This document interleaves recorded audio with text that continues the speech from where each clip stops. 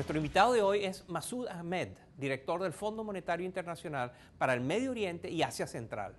Ahmed nació y se crió en Pakistán y estudió economía en el London School of Economics, donde después fue profesor. En el año 2003 fue nombrado director general sobre políticas para el desarrollo internacional del gobierno británico. Y ahora, desde su posición en el Fondo Monetario Internacional, Masoud Ahmed tiene una influencia directa en la transformación económica de esta región tan convulsionada, el Medio Oriente, el norte de África. Estos son los países sobre los cuales él tiene responsabilidad directa en el Fondo Monetario. Esta es mi conversación con el señor Ahmed. Hay muchas interpretaciones sobre las causas de la primavera árabe, de este estallido, de esta hambre de libertad, razones de búsqueda de dignidad, de lucha contra la injusticia, etcétera.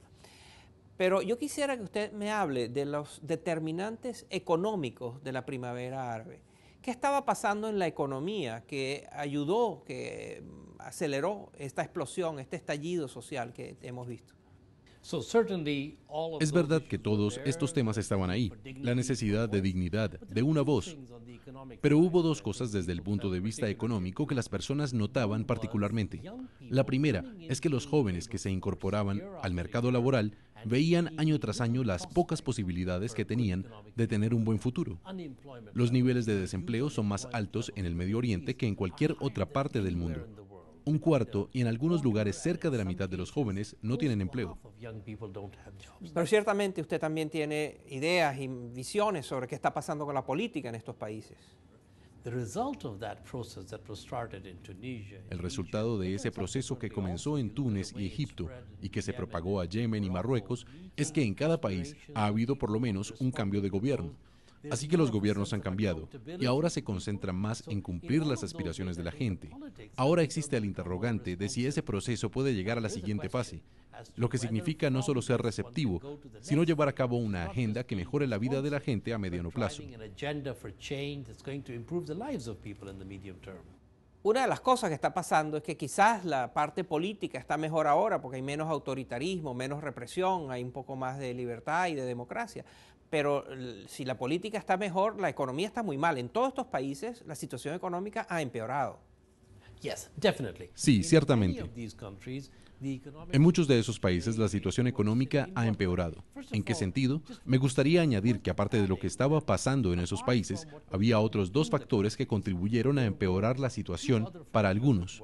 Uno, la economía mundial se estaba desacelerando, Europa en particular, y Europa es un gran socio comercial para algunos países de Medio Oriente, sobre todo para los países en el norte de África como Marruecos y Túnez. En segundo lugar, el precio del petróleo cayó el año pasado.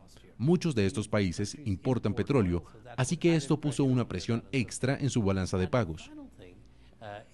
Y la cuestión final es que mientras el ambiente externo empeoraba y sus presiones internas aumentaban, en el Medio Oriente hubo efectos regionales. Por ejemplo, la guerra civil de Libia obviamente afectó a la gente en Libia. Hubo una tragedia humana allí. Pero también hubo efectos en países como Túnez y Egipto. ¿Por qué?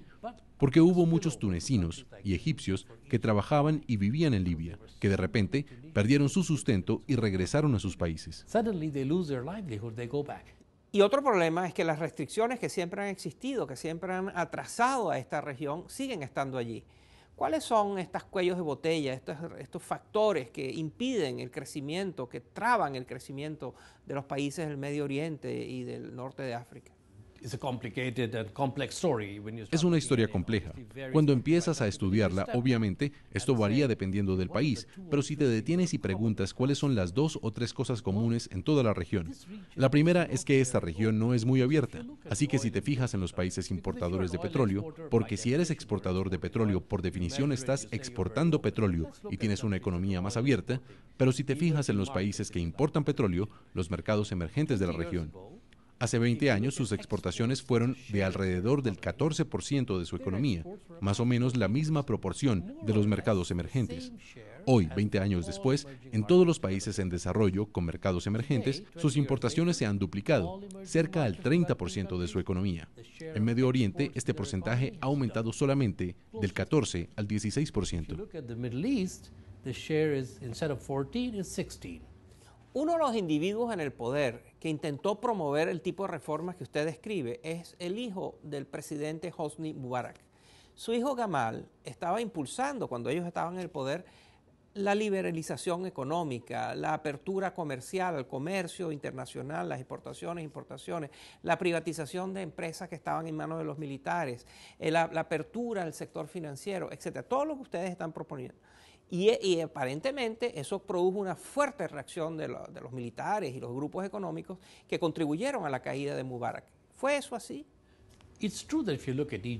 Es cierto que si miramos al Egipto de la última década, ha habido reformas y como resultado la tasa de crecimiento de Egipto aumentó hasta el 6%. Así que podría decirse que eso fue resultado de las reformas. Pero, ¿qué no estaba pasando? ¿Qué fue lo que causó la frustración? Fue el hecho de que los beneficios de ese crecimiento no estaban siendo repartidos, no estaban siendo distribuidos. Si tienes influencias, entonces eres parte de ese crecimiento. Si no, te quedas fuera. Una lección que el FMI ha aprendido es que no puedes mirar solamente las cifras macroeconómicas sin ir detrás de los números. Usted tiene que preguntar no solo cuál es el nivel de crecimiento, sino cómo se distribuye ese crecimiento. Otro de los países que usted supervisa en el Fondo Monetario Internacional es Irak. ¿Está Irak hoy mejor de lo que estaba antes? Vemos una mejoría en términos de producción de petróleo y en términos económicos. Este año se espera que crezca de un 10%, gran parte de ello impulsada por el petróleo, pero también por sectores no petroleros. Hay mucho potencial para Irak. Es un gran país. Y de nuevo, el sector privado que ya había estado ahí previamente y había sido suprimido y frenado en el pasado, tiene un gran potencial. Ofrece claramente una oportunidad para la gente, pero el sistema clave para Irak será crear las condiciones de seguridad para permitir a la gente crear negocios, sentirse cómoda y ser capaz de moverse y llevar a cabo las tareas habituales de la vida diaria, así como comerciar, lo que de alguna manera provee la base del crecimiento. Y otro país que también usted cubre es Irán, que está siendo muy afectado por las sanciones que le impone la comunidad internacional y también por las malas políticas económicas que ha adoptado ese gobierno. ¿Cómo ven ustedes eso? Este año, por ejemplo, va a haber un crecimiento de cerca del 0% en Irán, de acuerdo con nuestro cálculo. Según las últimas cifras que tenemos, no vemos ningún crecimiento en Irán para el próximo año. Irán reformó los precios de la energía hace más o menos un año, lo que es bueno porque esto ayudó a reducir el derroche de energía. Pero esto afectó al sector industrial, que se había vuelto dependiente de la energía barata. Así que también hay una tarea por delante para reestructurar la economía, lo que va a ser complicado de hacer, sobre todo en un momento en que existen impedimentos externos e internos. Le quiero preguntar por un país exitoso que usted también cubre, un caso de éxito, que es Turquía.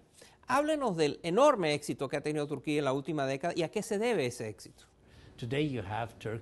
Hoy tenemos a una Turquía que crece más rápido, que exporta más, que se ha convertido en un jugador internacional en términos económicos. Muchos países del Medio Oriente también hablan a menudo de Turquía como un modelo económico que les gustaría imitar. Pero potencialmente creo que Turquía es un ejemplo muy bueno de un país que ha sido capaz de salir de una crisis económica en solo una década y pasar a ser un participante activo en la región y en el mundo. Ya para terminar, lo quiero llevar a otro cargo importante que usted tuvo en el Fondo Monetario cuando estuvo a cargo de los programas de alivio a la pobreza. ¿Qué aprendió de esa experiencia? ¿Qué es lo que deben hacer los gobiernos para disminuir la pobreza en sus países? Si usted mira alrededor del mundo, puede encontrar un hilo común. Es muy difícil reducir la pobreza sin lograr un crecimiento económico sostenido. No hay un equilibrio entre crecimiento y pobreza. Masoud Ahmed, del Fondo Monetario Internacional, muchas gracias por estar con nosotros esta noche. Si quiere ver más de esta entrevista o leer una columna que escribí sobre este tema, por favor visite nuestra página web, efectonaim.com. Después de la pausa los voy a sorprender con un muy curioso concierto. No se vayan.